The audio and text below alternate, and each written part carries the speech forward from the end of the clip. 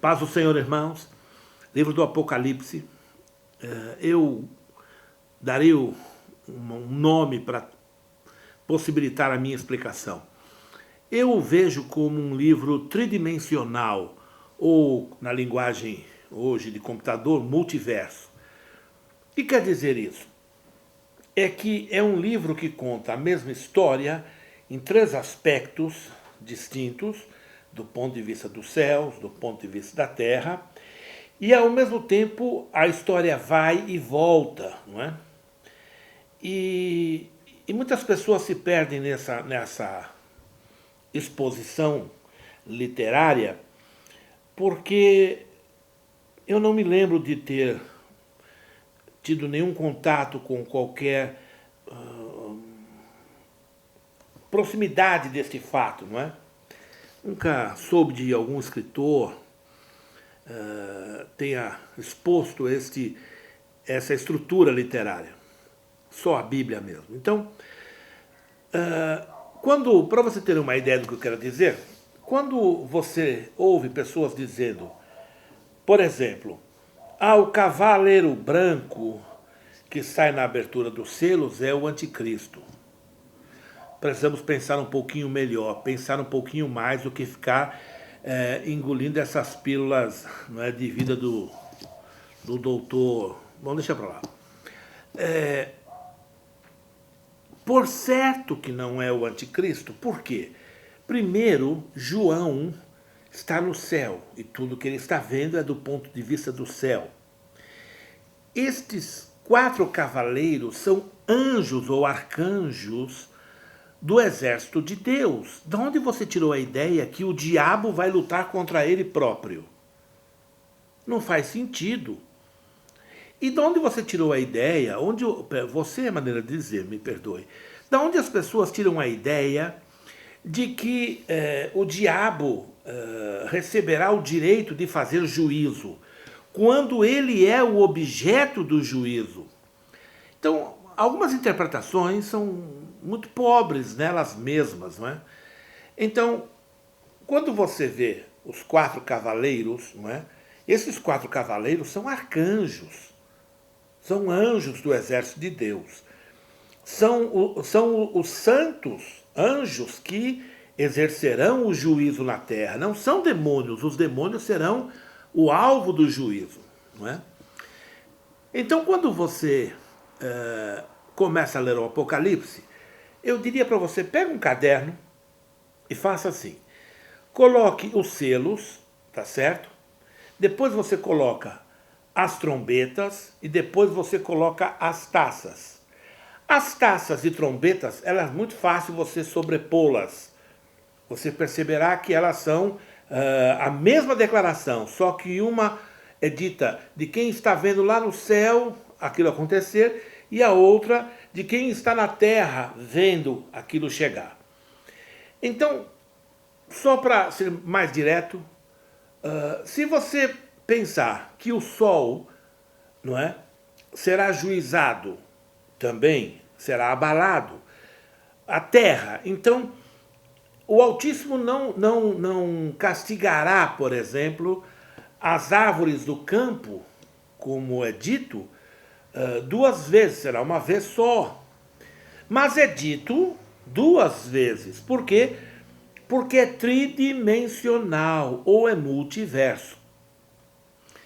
Os rios, as fontes de água, como a lua também, não sofrerá 2 vezes, sofrerá uma vez só.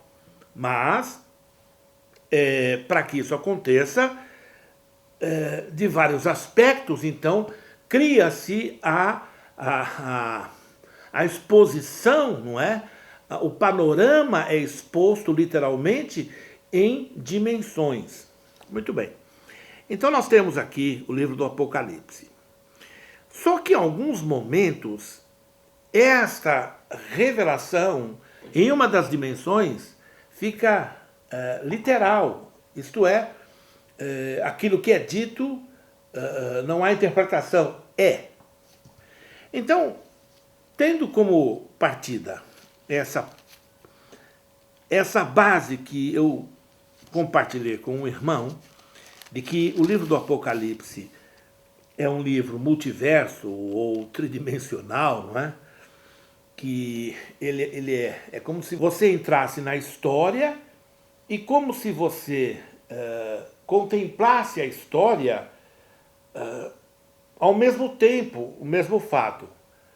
Para que você compreenda isso melhor é o seguinte, imagina uma guerra.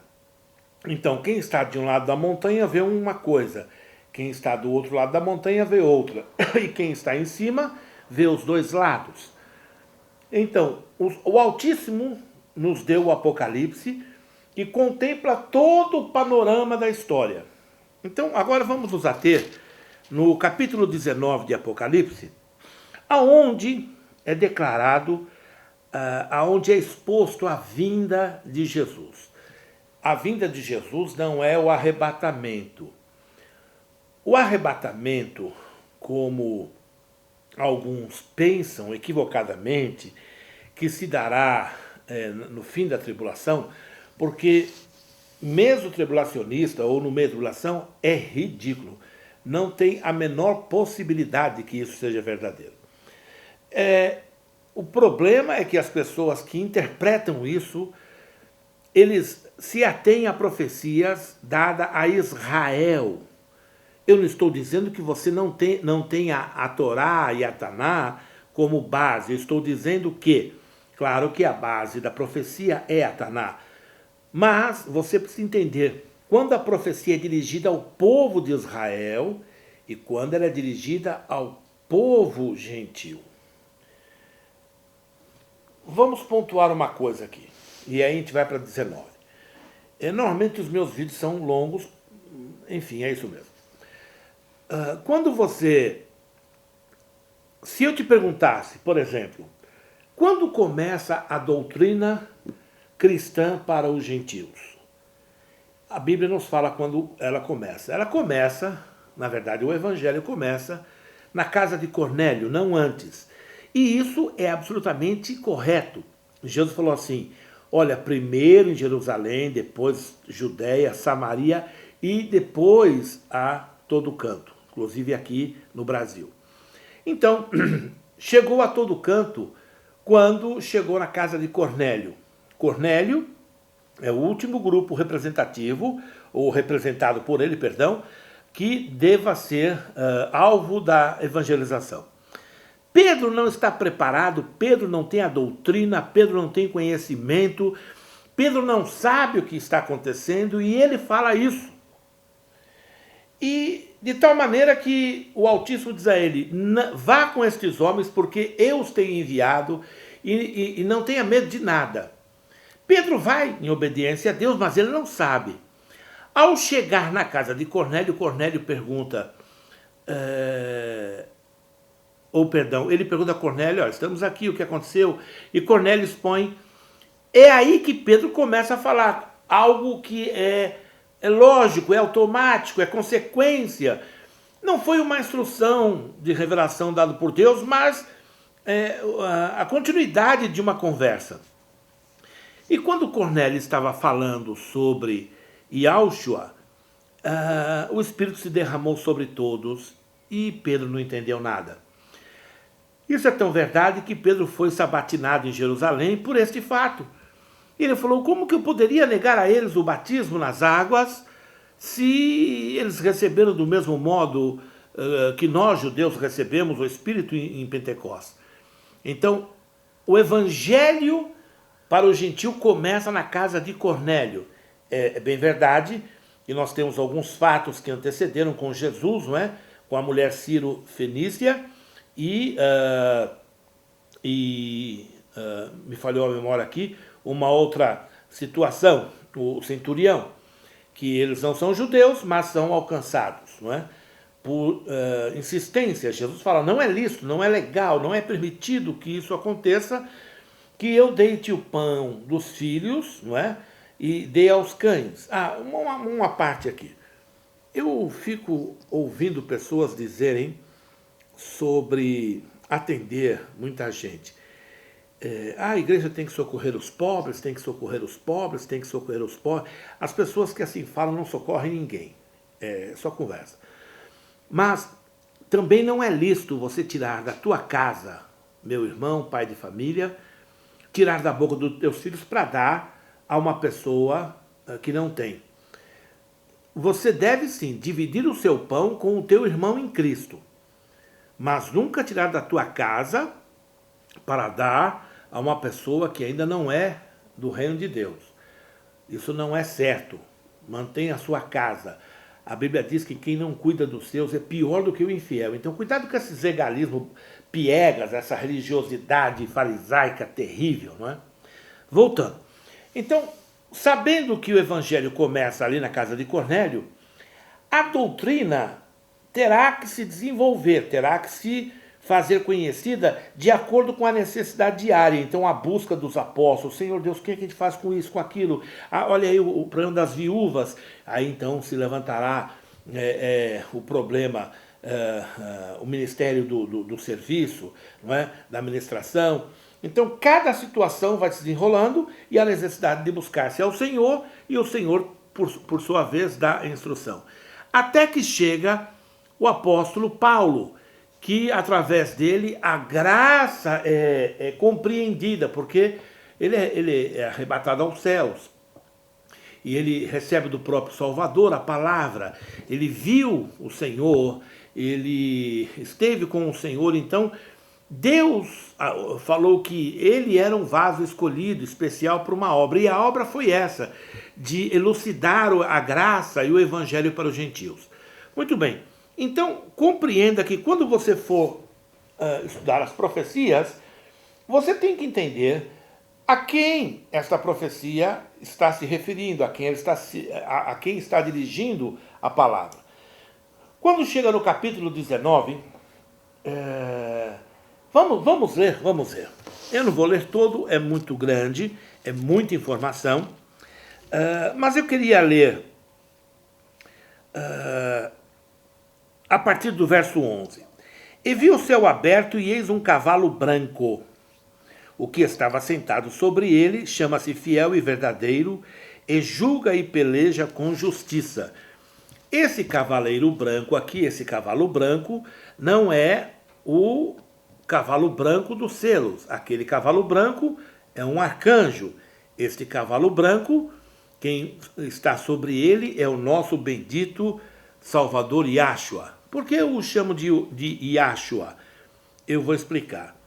O judeu moderno chama de Yeshua, Yeshua Hamashia. Mas entenda, o nome não é Ye, o nome do Altíssimo, que um grupo de judeus insiste em não permitir que ninguém saiba, e com relação a isso o profeta Jeremias critica Israel, dizendo: por vossa causa as nações não conheceram o meu nome. E é verdade, os judeus não permitiram que nós conhecêssemos o nome do nosso Criador. Por certo, o Deus de Abraão, de Isaac, de Jacó, o Deus de Israel, também é o nosso Deus, porque foi Ele que nos criou.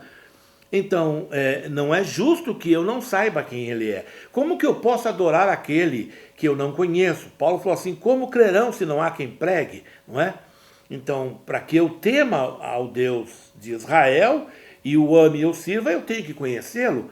Então, caberia sim aos judeus fazer este papel sacerdotal, mas eles não quiseram fazer. Fecharam-se neles mesmos e por isso o nome de Yahweh não foi conhecido. Bem, voltando, então o nome Yeshua, para mim, eu vejo com muita desconfiança. Por quê? Porque quando você fala a palavra aleluia, você não fala aleluia. Por quê? Porque Iá é a contração do nome do Altíssimo. Então, louvado seja Iá, ou Iau, não é? Ou Iauhu, não é? Então, Iá, segundo alguns dizem, é a contração do nome Iauhu. Então, quando eu digo Yahshua, é que ele, Iau, é o filho de Iau. Então, não é o filho de Iê, é o filho de Iau. Então, eu entendo que é Yahshua. Agora, há pessoas que ficam muito preocupadas se alguém falar Jesus. Durante 2000 anos nós conhecemos o Salvador com o nome de Jesus. Se é um nome blasfemo ou não, eu realmente não posso te afirmar. Muitos dizem muitas coisas, porém, eu não tenho contas para anunciar às vezes que os demônios saíram em nome de Jesus, que os doentes foram curados e que as pessoas foram salvas e batizadas. Então, outro dia um irmão viu que nós batizamos em nome de Jesus e ele falou assim, ora, vocês não batizam em nome do Pai, do Filho e do Espírito Santo? Eu falei que não. Ele falou, mas foi ordem de Jesus. E eu falei assim, então você vai dizer a Pedro, a João, a Paulo, a Felipe, que eles não obedeceram a Jesus, porque no livro de Atos não há uma vez o batismo em nome do Pai, do Filho e do Espírito Santo. Todas as vezes que o batismo nas águas foram realizados, foram em nome de Jesus. Muito bem, voltando. Então, por isso que eu chamo Yahushua, amém? Eu tô me esforçando para introduzir, não é, este nome na minha vida comum, não é? Para que eu possa me dirigir a ele com maior consciência. Muito bem. Então, no capítulo 19, nós temos o grande culto de celebração da noiva. As bodas tinham chegado. Quando as pessoas não entendem isso, eles pensam que é um filme de Hollywood. Chegou as bodas, oh aleluia, as bodas. Porém, o fato de ter chegado não significa, começa agora, não. Chegou, estamos nas bodas, as bodas é uma realidade, é isso que está dizendo. Então, as bodas do Cordeiro estão acontecendo, e elas estão acabando, não é? E o próximo passo qual é? É Jesus vir e implantar o seu reino na terra. E aqui é descrito o que vai acontecer. Vamos ver então, a partir do 11. E viu o céu aberto um cavalo branco, e eis um cavalo branco que estava sentado sobre ele, chama-se Fiel e Verdadeiro, fiel com letra maiúscula, verdadeiro com letra maiúscula, referindo-se a Yahushua. E julga e peleja com justiça. Então ele não tem mais aqui o papel de salvador. Ele não é mais o Messias, ele não é. Essas pessoas, estamos esperando o Messias. Eu não estou esperando Messias nenhum. Eu estou esperando o Rei dos Reis, Senhor de Senhores. Ele foi Messias quando ele veio a primeira vez. Os judeus estão esperando uma pessoa errada, mas eles vão descobrir isso. E os seus olhos eram como chama de fogo. Lembrem-se do começo do Apocalipse, que vai falar de como ele era. E sobre sua cabeça havia muitos diademas, muitas coroas das batalhas, das vitórias que ele conquistou. E tinha um nome escrito que ninguém sabia, senão ele mesmo. Bem, nós também vamos receber um nome que ninguém saberá, exceto aquele que recebe. Se você me perguntasse, o que você acha sobre isso? Os nomes no reino de Deus têm um significado. Eu receberei um nome que tem um significado. Naquele dia eu saberei o que esse nome vai me dizer. Talvez me lembrar de como eu fui resgatado. Eu não sei. Talvez de quão fraco eu era, ou de quão grande perdão ele me concedeu. Para que eu não fique constrangido diante de ninguém, pela consciência da minha redenção e do que eu vivi, então isso é secreto, tem a ver comigo e ele só. E assim também a sua vida. Isso não é bom? É maravilhoso. Só ele, ninguém mais, em toda a história da raça humana, jamais foi discreto e fiel ao ponto de manter a minha intimidade e a sua em sigilo. Muito bem, continuando, ele diz assim, e estava vestido de uma veste salpicada de sangue, e o nome pelo qual se chama é a Palavra de Deus. João falou, no princípio era a palavra, o princípio era o verbo. Qual é a diferença de palavra e verbo? Porque a palavra pode ser substantivo e verbo é ação. Eu prefiro, no princípio era o verbo agia. Então, por que ele estava vestido com uma veste salpicada de sangue? Porque ele travou uma batalha, não é? Ainda aqui a batalha não jogará sangue nele. Este sangue não é sangue de dragão, não é sangue de inimigo, é o sangue dele próprio. Quando uma pessoa recebe um ferimento, e mesmo depois de ser tratada, aquele ferimento ainda solta um pouco de sangue, secreção. E é isso que estava acontecendo para dizer que as chagas ou as feridas do Senhor ainda poderosamente falam, ainda poderosamente redime. Os cravos nas mãos e nos pés ainda têm poder, aleluia, é isso que está dizendo. Aqui nessa declaração aponta para que o sacrifício do nosso Salvador Yahshua é poderoso eternamente. E continua, seguiram-no os exércitos que há no céu. Então, os céus têm exércitos. Eu disse domingo lá na igreja que há um lugar nos céus enorme, mas enorme, enorme, enorme. E é uma estrebaria. É um grande lugar onde tem cavalos. Cavalos aos milhões. E são cavalos brancos. Esses cavalos, eles estão preparados para aquele dia, para aquela hora, quando Jesus vier numa nuvem. Esta nuvem não será uma nuvem de oxigênio, não é água em estado gasoso, mas é uma nuvem de testemunha. Então, o texto vai nos mostrar algumas coisas que eu penso ser maravilhoso para a gente hoje. Seguiam os exércitos dos céus. Que exércitos são esses? Todo mundo, não é? Vamos ver se é todo mundo.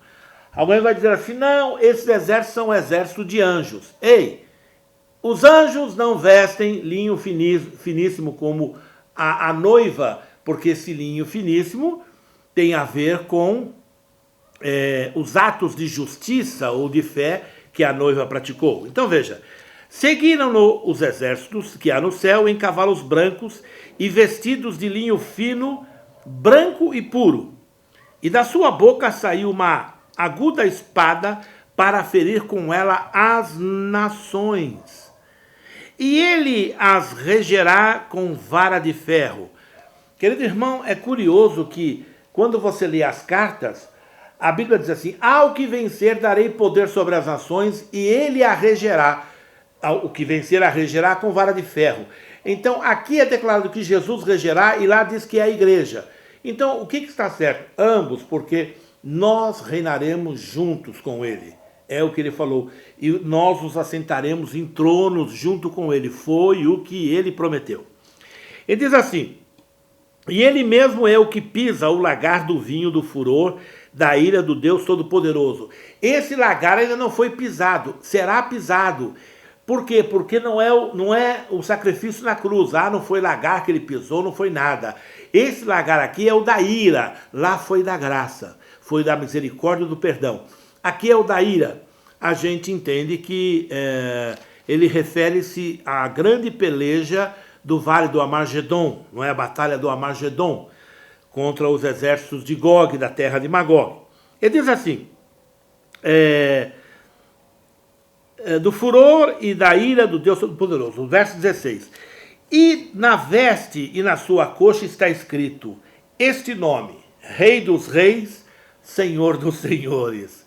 Bem, é claro que ele não virá como Messias, ele virá como Rei dos Reis. Senhor. Por isso que eu digo, vamos parar de falar esse negócio, o Messias virá, o Messias não virá coisa nenhuma, não existe mais Messias, Jesus não é mais Messias, aleluia, ele é Rei dos Reis, Senhor dos Senhores, vamos usar os nomes certos para ele. E vi um anjo que estava no sol, e clamou com grande voz, dizendo a todas as aves que voavam pelo meio do céu, vinde e ajuntai-vos à ceia do grande Deus, e para que comais a carne dos reis, e a carne dos tribunos, dos juízes, não é? Do Supremo, e a carne dos fortes, e a carne dos cavalos, e a dos que sobre eles se assentam, e a carne de todos os homens, livres e servos, pequenos e grandes. Não há nenhuma distinção. Bem, irmão, o verso 19 diz assim, e vi a besta e os reis da terra, e os seus exércitos reunidos para fazerem guerra, aquele que estava sentado sobre o cavalo e o seu exército. E a besta foi presa, e com ela o falso profeta, que diante dela fizeram sinais, com que enganou os que receberam o sinal da besta e adoraram a sua imagem. Estes dois foram lançados vivos no lago de fogo e enxofre, e os demais foram mortos com a espada que saía da boca do que estava sentado sobre o cavalo, e todas as aves se fartaram de suas carnes. Queridos irmãos, ouçam. Segundo a palavra de Deus, Jesus virá sobre um cavalo branco, e todos os seus santos, vestidos com vestes brancas, também estarão montados em cavalos brancos. E você imagina todos os santos de todas as eras naquele dia. E na frente, vem Jesus. Mas há um ser na frente de Jesus, que não é o Todo-Poderoso. Quem é este ser? Eu entendo ser Miguel. Por quê? Porque Daniel fala sobre ele. Qual é o papel de Miguel? Eu vou lhe dizer uma coisa. O Miguel é aquele que peleja por Israel. É o que o livro de Daniel diz. Então o Miguel sai na frente para amarrar o dragão, a antiga serpente, e o lançar no abismo. Assim como no arrebatamento, este mesmo Miguel pelejará contra Satanás, lançando-o para a terra, para que a igreja passe, não é? O filho varão suba e Satanás desça. E algumas pessoas não entendem isso e vão colocar o diabo, então, manifestando-se no meio da tribulação ou no final, porque quando a igreja sobe, o filho varão, então ele desce, não é? Porque ele não pode estar no mesmo lugar que a igreja. Jesus o expulsou. Jesus falou assim: chegou a hora em que ele será expulso, não é? E aquela hora que ele foi expulso, em seguida a igreja nasce. Agora a igreja é retirada e ele se manifesta outra vez. Muito bem. Lá vem na frente do exército. Então vamos aqui fazer vamos fazer aqui um cinema. Imagina um filme. Esses cavalos são cavalos gloriosos. Não são cavalos normais, são cavalos gloriosos, cavalos enormes. Eles têm adornos maravilhosos. Os cavalos de corte, não é? Eles usam polainas nas patas, não é? E esses cavalos usam um adorno, não é? Uma tornozeleira que cobre, e ela é toda adornada com pedras preciosas, e é um ouro jamais visto. Ele é como se fosse um ouro líquido, não é translúcido, mas é como se fosse. Ele não é nada comparado com um metal de fato que nós conhecemos, mas é o mais próximo que nós poderíamos associar. E esses cavalos virão. Agora você imagina, lá no céu, na frente vem Miguel e seu exército. Por que eu sei disso? Porque a Bíblia diz que haverá uma voz de arcanjo primeiro. Miguel é arcanjo. E a trombeta de Deus. Alguém pergunta assim: essa trombeta não é a trombeta do Apocalipse? Não, como diz o Kiko. Não é a trombeta do Apocalipse. Essa é a trombeta de Deus. Essa trombeta é de Deus. Nunca foi referida na Bíblia. Puxa, glória a Deus, não é? É uma trombeta que sai do céu. Só o Altíssimo sabe, não é? O que ela diz. Então, quando esse arcanjo vem, e voz de arcanjo e trombeta de Deus, exércitos dos arcanjos vêm, eles vão fazendo esse movimento de contorno e vão se espalhando, e de repente, quando eles abrem o contorno, quem aparece? O bendito, glorioso Yahshua de Israel, o nosso Salvador. E aí, irmão, atrás dele quem está? A igreja. Quem estará lá? Eu e você. Oh, que maravilha! Agora, imagine os céus. Os céus foram abertos como um rolo, não é? As dimensões, vamos dizer aqui o seguinte: o domo foi aberto. Nunca antes o domo tinha sido aberto, exceto no dilúvio. Depois fechou-se e agora ele abre-se novamente. E ao abrir-se, a gente terá uma visão como se um telescópio poderosíssimo que o Hubble chegou no chulé pudesse contemplar lá no infinito o sinal da vinda do Filho do Homem. A Bíblia não diz que ele virá e aparecerá assim, não, como os filmes e os quadrinhos dizem. Diz que primeiro surgirá um sinal, e eu entendo que esse sinal seja o Miguel e os seus anjos. Tá bom. Então lá vem Miguel e os anjos. Eles vão abrindo aquele quadro glorioso. Atrás vem o nosso Rei e Salvador, Yahshua HaMashiach. E nós atrás de Yahshua HaMashiach sobre cavalos. Agora que maravilha, irmão. Todos nós de vestes brancas reluzentes em glória, sobre cavalos gloriosos, adornados. Agora, você imagina debaixo, quem está olhando debaixo desta manada de cavalos gloriosos, cujas patas têm polainas de enfeites adornados com pedras preciosas, e a glória do nosso Salvador espargindo sobre tudo. Quando a pessoa olhar aquele espetáculo, ela não suportará. Então, disse o varão, varões galileus, o que vocês estão olhando para cima? Porque este Jesus, ele fala, esse Yahshua que subiu, também descerá do mesmo modo. Então, assim, sobre uma nuvem. Mas não é mais uma nuvem de vapor de água. É uma nuvem de testemunho, uma nuvem gloriosa. Porque ele subiu como ainda não glorificado, mas ele vem glorificado com a sua noiva glorificada. Então, a coisa será gloriosa. Muito bem, lá vem Miguel na frente. Miguel faz o quê? Ele vai fazer aquilo que está escrito, ele vai prender o dragão, vai prender o falso profeta, vai prender a besta e vai lançá-los no abismo.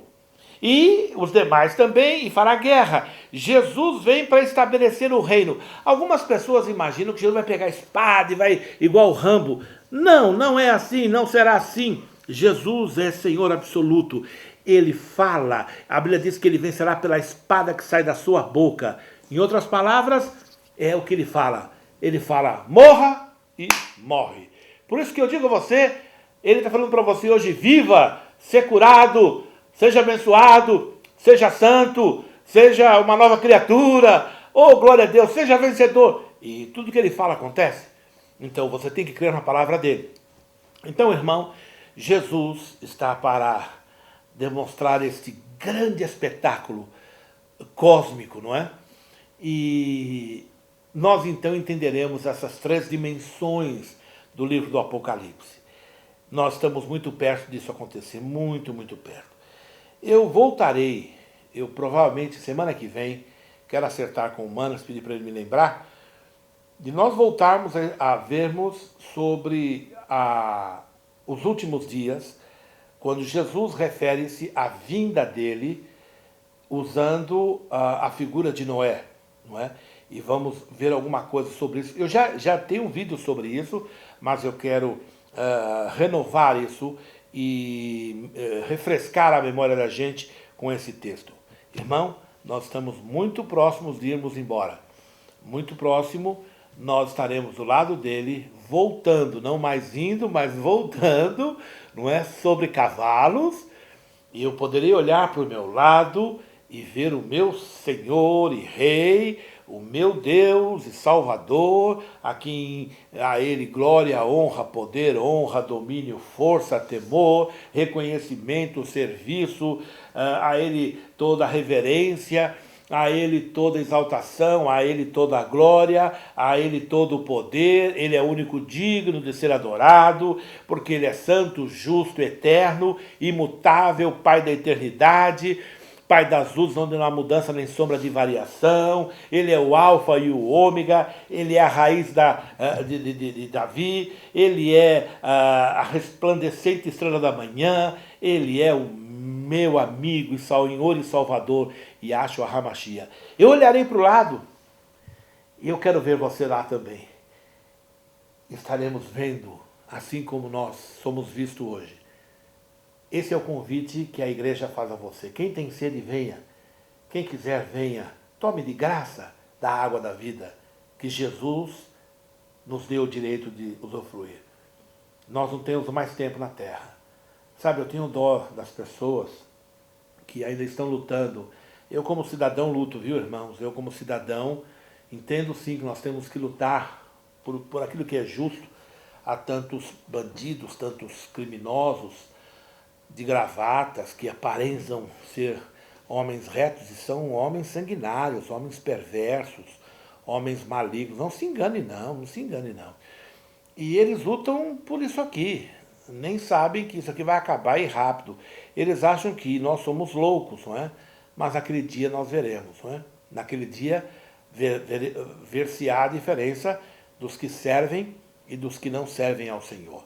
Querido irmão, medite nisso em nome de Jesus. Medite neste dia glorioso em que Jesus estará implantando seu reino na terra. Mas a grande bênção é que a igreja sairá daqui não 7 anos antes, mas pelo menos 14, eu creio em 15. Se você quer saber sobre isso, não perca. Na semana que vem eu vou expor sobre isso, tá bom? 15 anos, é verdade, 15 faz total sentido, encaixa como uma luva, é perfeito, não agride a profecia, não agride a estrutura profética, o quadro de revelação do Senhor Deus, nada, encaixa-se como uma luva. Agora você terá que abrir seu coração para ver o que a Bíblia diz, e não o que pessoas por aí dizem, principalmente os chamados calvinistas, né?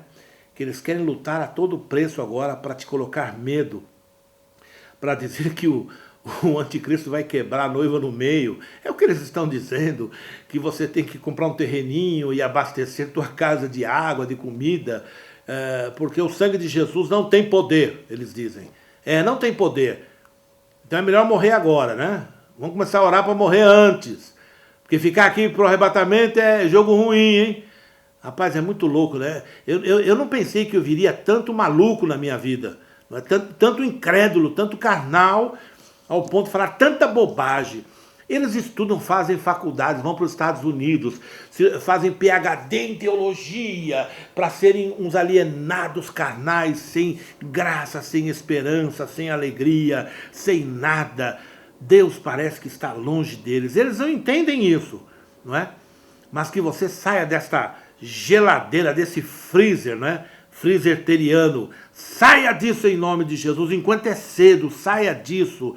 Encha-se do Espírito Santo, creia na Bíblia, creia em Jesus como diz as Escrituras, viva cheio do Espírito Santo e pare de seguir grupos, pare de seguir personalidades, siga a Jesus.